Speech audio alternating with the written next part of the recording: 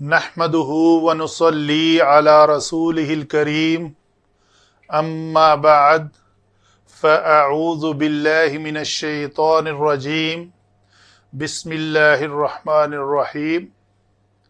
हरूफ़ इल्लत पर मुश्तमिल कलमात के क़वाइद हम जान रहे हैं। उसमें अभी टॉपिक चल रहा है नाक़िस का। नाक़िस में से हमने नाक़िस के क़वाइद में से इसको हमने कायदा नंबर 2 दिया।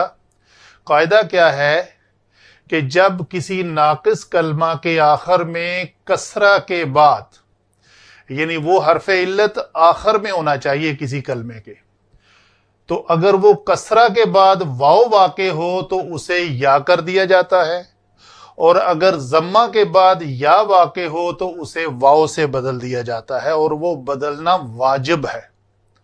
ठीक है जी। मिसाल के तौर पे 2 कलिमात मैंने लिखे हैं। ये लफ्ज़ है दाल आइन वाओ कलमा है, और ये बाब नून से आता है।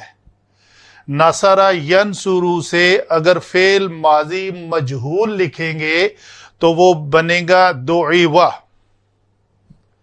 और अगर नून हा या मादा से बाब कारुमा यकरुमू से फेल माजी मारूफ लिखेंगे तो वो बनेगा कारुमा के वजन पर नहुया।